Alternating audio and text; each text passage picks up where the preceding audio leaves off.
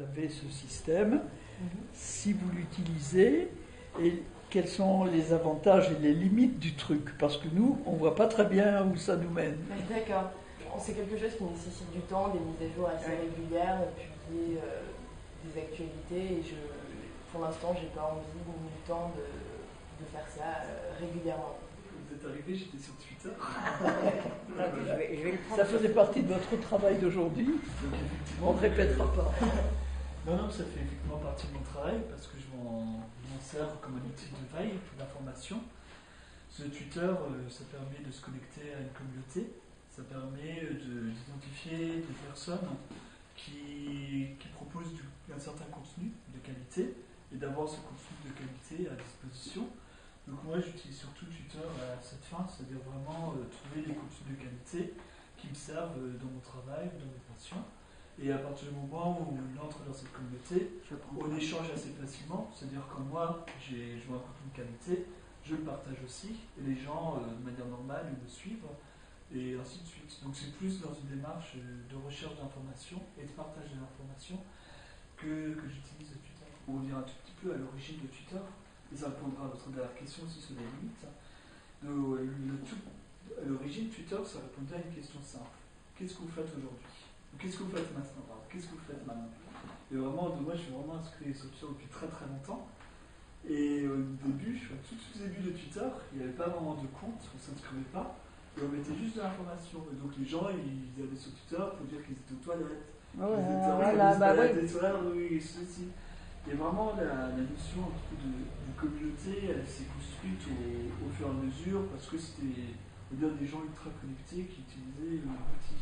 Et la limite, c'est justement ça, et c'est ce qu'on observe un petit peu dans l'évolution de Twitter, c'est qu'au final, c'est un petit peu un cercle restreint de personnes qui utilisent, c'est-à-dire des journalistes, pas mal de gens qui travaillent dans de la technologie, un petit peu pas mal de gens dans les médias, des politiques. Mais on va dire, il y a beaucoup de gens qui utilisent Facebook, qui n'utilisent pas du tout Twitter. Et ce qui fait qu'on peut presque considérer que l'information est biaisée, que ce qu'on voit à travers Twitter est biaisé, parce que c'est pas représentatif de l'ensemble de la population française et internationale. Donc je vais transmettre une petite photo. Je suis un peu dans le même cas que Camille en fait. Non, du coup, je ne suis pas du tout une grande utilisatrice de Twitter. Voilà, j'en entends beaucoup parler comme Camille. C'est vrai que beaucoup de gens de notre âge, notamment, l'utilisent pour un peu dire tout et n'importe quoi, on va dire. Donc, personnellement, moi, je pourrais utiliser un jour de manière professionnelle, on va dire, pour vraiment trouver des gens qui ont le même centre d'intérêt que moi. Mais en soi, personnellement, je trouve qu'il n'y a pas beaucoup d'intérêt de raconter sa vie là-dessus. Je peux donner un exemple rapide si vous voulez, mais... Oui, on veut bien un vrai exemple. mais finalement, peut-être les messieurs sont... Toutes les femmes nous disent non. Montrez-nous que c'est intéressant. Oui, bien sûr. Donc bon, moi j'ai plusieurs centres d'intérêt. Par exemple. Donc moi, mon tuteur, il concentre plusieurs centres d'intérêt. Donc moi, je m'intéresse pas mal, on va dire, à la politique. Je m'intéresse aux nouvelles technologies.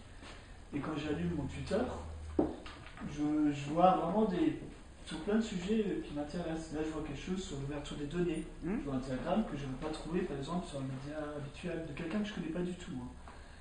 Donc là, je vois par exemple un homme politique qui propose souvent des articles assez intéressants. Là, je vois un article sur la NSA. Ici, par exemple, ça c'est des médias, 2-3 médias spécialisés dans la nouvelle technologie. Donc, j'ai pas besoin d'aller sur le site. Je vois rapidement ce qu'ils proposent. Tiens, cet article m'intéresse. Voilà, sur Jeff Bezos, je clique dessus. Et je suis content, donc ça me fait gagner beaucoup de temps en fait. Et ça permet vraiment d'avoir une information pertinente. Donc ensuite, par rapport à l'information de faible qualité qu'on peut trouver sur ce Twitter. Parce que j'entends qu'effectivement, quand on va sur Twitter, qu'on lit des choses qui ne sont pas intéressantes. Je pense que c'est simplement parce que c'est les actualités qui sont mises un petit peu en avant là, et qui rassemblent plein de choses différentes. Effectivement, Twitter c'est comme un café quoi.